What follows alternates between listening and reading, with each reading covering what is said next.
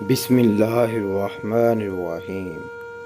وہ بیٹی جو ماں کی موجودگی میں دھڑلے سے گھر میکے میں داخل ہوتی تھی اور سامان ایک طرف پھینک کر ماں کے کمرے میں آ کر اس کے گلے میں بازو ڈال کر کھانے پینے کی فرمائش کرتی تھی، آج خاموشی سے گھر میں داخل ہو کر پریشانی سے سوچ رہی تھی کہ جائے تو جائے کس کمرے میں جائے۔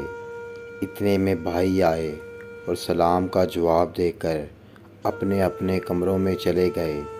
اتنی زحمت ہی نہ کی کہ پوچھتے بہن کیسی ہے، کہاں سے آ رہی ہے، کوئی کام تو نہیں۔ اس نے بے چارگی سے بھائیوں کی طرف دیکھا جو سلام دعا کے بعد اپنے اپنے کاموں میں مصروف ہو گئے تھے۔ برآمدے میں رکھی کرسی پر بیٹھ گئی۔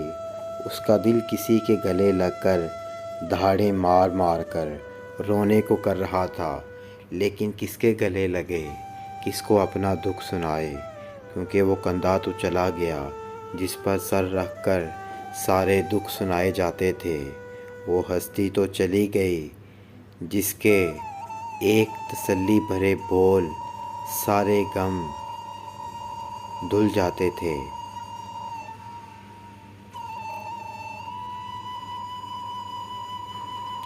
کچھ دکھ صرف ماں اور ماں جائے کو سنائے جاتے ہیں، لیکن لگتا ہے ماں کے جانے کے بعد ماں جائے بھی پرائے ہو گئے تھے۔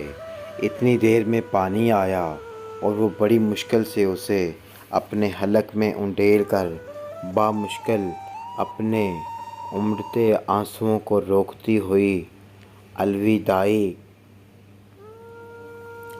کلمات بول کر بوجھل قدموں کے ساتھ رخصت ہو گئی۔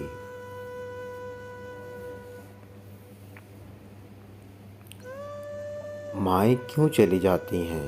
کیوں نہیں سوچتی کہ ان کے بغیر بیٹیوں کا کیا بنے گا؟ کیوں نہیں سوچتی کہ ماؤں سے بڑا ان کے لیے کوئی مان نہیں ہوتا؟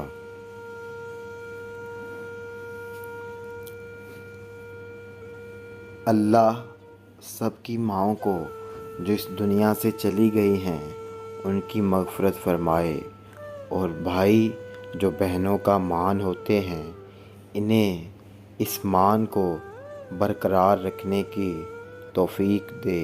آمین ثم آمین۔